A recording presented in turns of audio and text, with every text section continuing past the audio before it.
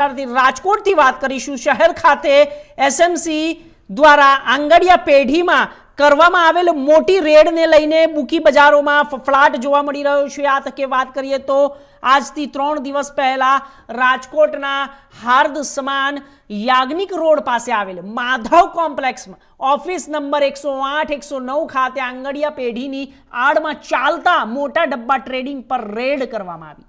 2 નંબરના ગોરખ ધંધાનો પર્દાફાશ થયો। સાથે આ ઓફિસ રાજકોટ શહેર પોલીસ કમિશનર કચેરીથી થોડીક જ દૂર આવેલી છે। ત્યારે આ રેડ દરમિયાન સ્ટેટ મોનિટરિંગ સેલ એટલે કે એસએમસી દ્વારા નામચીન બુકી અને પોપટ મુકેશ વરડિયા ઝડપી લેવામાં આવ્યો। આ સાથે મુકેશ વરડિયા અને મહેશ પરમારને રંગે હાથે ઝડપી પાડવામાં આવ્યા છે। સાથે જ 18.89 લાખનો મુદ્દામાલ પણ કબજે કરાયો છે। એસએમસી દ્વારા મોટા ડબ્બા ટ્રેડિંગ પર રેડ કરતા એક બાજુ બુકી બજારમાં ફફડાટ ફેલાયો હતો તો બીજી બાજુ રાજકોટ શહેર પોલીસનું નાક સ્ટેટ મોનિટરિંગ સેલ દ્વારા ફરી એકવાર કાપી લેવામાં આવ્યું હતું। તો આ ખૂબ જ શરમજનક બાબત છે, આપને જણાવી દઈએ તો 18.89 લાખ રૂપિયાનો મુદ્દામાલ કબજે કરી લેવામાં આવ્યો છે અને આ સાથે જ સ્થાનિક પોલીસની કામગીરી ઉપર પણ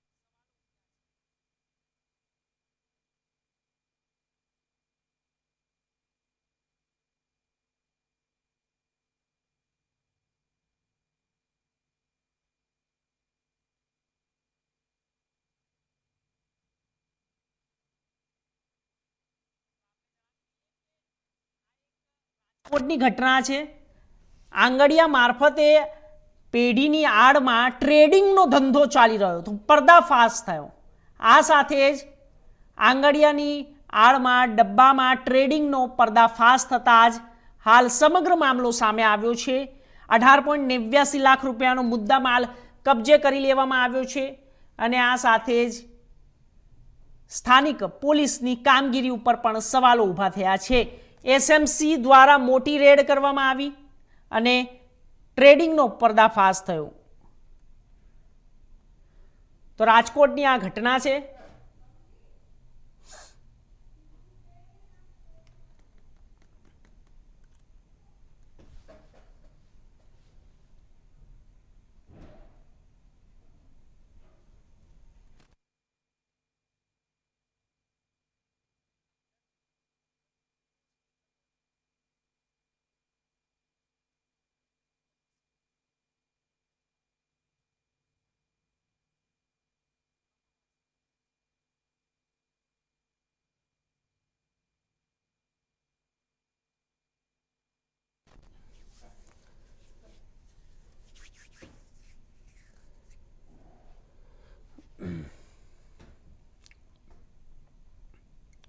તો આ વિષય ઉપર વધુ માહિતી માટે અમારા સંવાદદાતા રાજકોટથી જોડાઈ ગયા છે પ્રતિક લીંબાણી જોડે સીધી માહિતી મેળવીશું।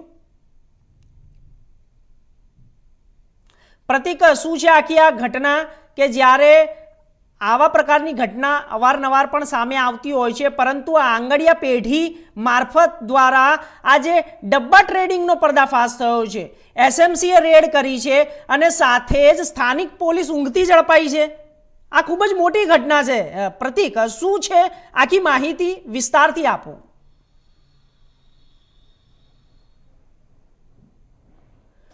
પ્રતિક, તમારો હેલો જી હર્ષ, અવાજ આવે છે? જી જી જી જી ચોક્કસથી જણાવો। જી હર્ષ, 4 દિવસ પહેલા વાત કરીએ તો સ્ટેટ મોનિટરિંગ સેલ એટલે કે એસએમસી દ્વારા જે કહેવાય કે રાજકોટના યાજ્ઞિકરણ ઉપર જે આંગડિયા પેઢી છે તેમાં રેડ કરવામાં આવી। મારી પાછળ જે દ્રશ્ય જોઈ રહ્યા છો કે આ ચેન્જ ઓફિસ છે જે રાજકોટના યાજ્ઞિકરણ ઉપર આવેલી છે અને જે રાજકોટ પોલીસ કમિશનર કચેરી છે તેનાથી થોડે જ અંતરે પ્રતિક, તમે ફ્રેમમાં જ રહો। પ્રતિક, અમારી જોડે દ્રશ્યો ચાલુ છે, તમે ફ્રેમમાં જ રહો।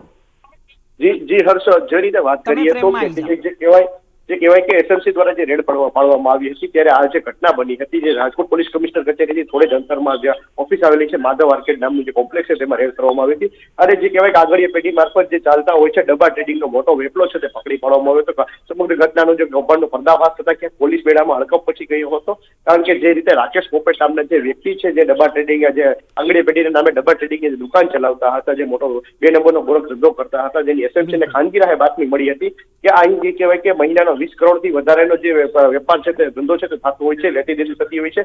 ત્યારે ક્યાંક ને ક્યાંક એસએમસી દ્વારા ખાનગી બાતમીના આધારે રેડ કરતા જે કહેવાય રાકેશ પોપટ સહિત જે આ 2 લોકો અન્ય લોકો છે જે સાથે જે નંગ્યા ફળ ઝડપી પાડવામાં આવ્યા હતા. ત્યારે અત્યારે સમગ્ર ઘટનાની જો ક્રાઇમ કુંડળીની વાત કરીએ તો રાકેશ પોપટ છે તે અવારનવાર જે કહેવાય કે આવા ધંધા કરતા હતા. જે કહેવાય અગાઉ પોલીસ ઉપર હાલ સુધી ચડી ચૂક્યા નથી, પણ મહત્વની બાબત છે કે એસએમસીના જ્યારે જો આવડી મોટી ઘટના આવતી હોય તો સ્થાનિક પોલીસને કેમ નથી આવતી, કારણ કે સ્થાનિક પોલીસ તો રાજકોટમાં એક દારૂની બોટલ લઈને કોઈ પણ નીકળી હોય તો તેને ઝડપી પાડે છે, એક નાની દેશી દારૂની જે પોટલી લઈને જતો હોય ત્યાં પણ રેડ કરતા હોય છે. ત્યારે આવડી મોટો જે ડબ્બા ટ્રેડિંગ 20 કરોડથી વધારાનો જે રેફર થતી હોય છે પૈસાનું, તેમાં તે કેમ રેડ અત્યાર સુધી નથી કરી, તે સૌથી મોટો સવાલ છે. જી પ્રતિક, આનો કોઈ મુખ્ય સૂત્રધાર પકડાયો છે કે જ્યારે આવી આ ઘટના બને છે એની અંદર આંકડાઓ પણ મોટા છે, કરોડોના આંકડા છે અને આવા ડબ્બા ટ્રેડિંગનો પર્દાફાશ થયો છે, એસએમસી દ્વારા શું અત્યારે હાલ આગળની પ્રક્રિયા હાથ ધરવામાં આવી છે અને સ્થાનિક પોલીસોનું શું કહેવું છે, મામલો ક્યાં સુધી જઈ શકે છે અને આમાં કેટલા લોકો પકડાઈ શકે છે, ખુલાસા થઈ શકે છે, શું શું સામે આવી શકે છે? જી હર્ષ, જે રીતે વાત કરીએ તો જ્યારે એસએમસી દ્વારા રેડ કરવામાં આવી હતી ત્યારે 18 પોઈન્ટ કહેવાય કે 89 લાખ રૂપિયાનો મુદ્દામાલ છે તે રિકવર કરવામાં આવ્યો હતો. સાથે રાકેશ પોપટ, મહેશ વિરડિયા અને જે કહેવાય અન્ય એક વ્યક્તિની છે તેની ધરપકડ કરવામાં આવી હતી. હાલ તેને અને જે મહત્વની બાબત એ છે કે એસએમસી દ્વારા જે રેડ કરવામાં આવી હતી તેની રેડ છે તે જેની કામગીરી છે તે એસએમસીને સોંપવામાં નથી આવી, પરંતુ કહેવાય કે રાજકોટ મહાનગર પોલીસને સોંપવામાં આવી છે. ત્યારે કેટલીક એવી વાત સામે આવી છે કે બિલાડી પાસે જેમ દૂધ રાખીએ તો બિલાડી બચવા ન દે, તેવી જ રીતે સ્થાનિક પોલીસને સોંપવામાં આવી છે. સૌથી મોટો સવાલ છે સ્થાનિક પોલીસની તપાસ કેમ સોંપવામાં આવે, જો આની તપાસ એસએમસી સ્ટેટ મોનિટરિંગ સેલ કરે તો મોટા ખુલાસાઓ થઈ શકે એમ છે, કારણ કે રાકેશ પોપટ છે તે રાજકીય પીઠબળ ધરાવતા વ્યક્તિઓના જેના હોદ્દા ઉપરથી કામ કરતા હોય છે. સાથે જ કહેવાય કે ગુજરાત અને રાજકોટના મોટા જે વ્યક્તિઓ છે તેના જે કહેવાય કે જેનું પીઠબળ છે તેની પાછળ છે. એટલે ક્યાંક ક્યાંક આ ધંધો છે ગોરખ ધંધો છેલ્લા ઘણા વર્ષોથી ચાલતો હતો, પણ રાજકોટ પોલીસને ધ્યાને આવતું હોય તો ગાંધીજીના જેમ 3 બંદર જે વાંદરાઓ છે આ ન સાંભળવું, ન જોવું અને બોલવું, તેવી જ રીતે ક્યાંક ને ક્યાંક આનો ઢાક પીછોડો થઈ રહ્યો હતો. અને અત્યારે જે એસએમસી દ્વારા જે રેડ કરવામાં આવી છે ત્યારે સમગ્ર ઘટનાનો છે તે પર્દાફાશ થયો છે. એ સૌથી મોટો સવાલ છે એસએમસીને કેમ તપાસ સોંપવામાં નથી આવી. એક બીજો સવાલ પ્રતિક એ છે કે આ પૂર્વમાં કેટલા દિવસોથી ચાલતું હતું? કોઈ 2-5 દિવસની ઘટના છે કે મહિનાની ઘટના છે કે આ વર્ષોથી આ ચાલતું હતું? શું એવું કોઈ માહિતી મળી છે, એવા કોઈ સંકેત મળ્યા છે કે જેનાથી ખબર પડે કે આ પૂર્વમાં કેટલા સમયથી ચાલી રહ્યું હતું? કારણ કે ઘટના ખૂબ જ મોટી છે. સાંભળો કે આ આંગડિયાની વાત છે, આંગડિયાના મારફતે આવા ડબ્બા ટ્રેડિંગો થઈ રહ્યા છે ને ક્યાંક બહુ મોટી ઘટના છે. જી હર્ષ, હું તમને એ જ જણાવી રહ્યો હતો કે જે રીતે ક્યાંક ને ક્યાંક જે કહેવાય આ ધંધો છે તે 2-5 દિવસ, 2-5 મહિના કે 2-5 વર્ષોથી નહીં, ઘણા વર્ષોથી ચાલુ રહ્યો હતો અને રાજકોટ પોલીસને ધ્યાને નહોતો આવ્યો. રાજકોટ પોલીસ કમિશનર કચેરી છે તે પણ અહીં થોડે જ દૂર છે, સાથે સ્થાનિક પોલીસ છે તે પણ થોડે જ અંતરે દૂર છે. ત્યારે અવારનવાર પોલીસો છે ત્યાંની સાથે શું રાજકોટ પોલીસ મિલી ભગત છે તે સૌથી મોટો સવાલ છે. સાથે જે કહેવાય કે એસએમસીને આની જે તપાસ સોંપવામાં નથી આવી, એસએમસી દ્વારા કહેવાય કે આ બાબતે જો ઓફિસના સીસીટીવી પુરાવા જો તપાસ સોંપવામાં આવે ને એસએમસી ઓફિસના સીસીટીવી પુરાવા જો ચેક કરવામાં આવે તો ઘણા મોટા ખુલાસાઓ થઈ શકે એમ છે. અત્યારે હાલ કહેવાય કે રાજકોટ પોલીસ બેડામાં અને જે બુકીઓ છે તેના પગ છે તે પેટમાં ચાલ્યા ગયા છે, કારણ કે જે રીતે રાકેશ પોપટ છે તે એક જાણીતું નામ છે રાજકોટમાં, બુકી બજારમાં બહુ મોટું નામ છે. ત્યારે આવી જે ઘટના જે સામે આવી છે એસએમસી દ્વારા રેડી, ત્યારે બુકીઓમાં પણ અત્યારે હાલ બબડાટ છે. સાથે રાજકોટ પોલીસ પણ એક અત્યારે અસરગ્રસ્તમાં મુકાઈ છે કે એસએમસી દ્વારા જે નાક કાપવામાં આવ્યું છે, કારણ કે ગુજરાત રાજ્યના પોલીસ વડા છે PLN રાવ તેનાથી જે આ રેડ હતી એના આગલે જ દિવસે રાજકોટ આવ્યા હતા. પરંતુ પ્રતિક, આમાં જે બીજા આંગડિયા વાળા છે તે તમામ વેપારીને તો મતલબ બદનામી થવાનો ડર હોય છે, કારણ કે એક આંગડિયા ઉપર આ સવાલ ઉઠ્યો છે તો અનેક બીજા આંગડિયા ઉપર વેપારીઓને ડરનો માહોલ અત્યારે શું એવું લાગી રહ્યું છે?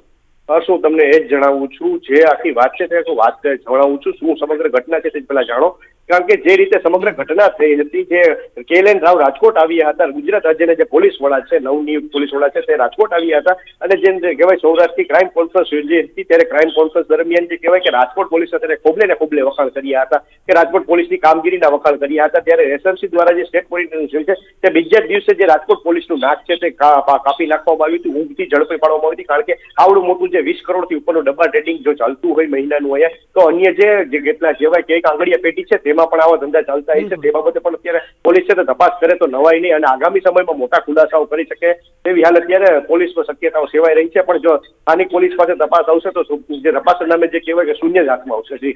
જી પ્રતિક, આપે ખૂબ જ મોટી માહિતી આપી છે અને આ માહિતી સામે આવી છે ઇન્ડિયા ન્યૂઝ ગુજરાતના માધ્યમથી. તમે જે પ્રમાણે માહિતી આપી છે તે માહિતી ઉપર બનેલા રહેજો અને આગળની પલપલની અપડેટ આપતા રહેજો. આપનો ખૂબ ખૂબ આભાર પ્રતિક. તો આગળ વાત કરીએ.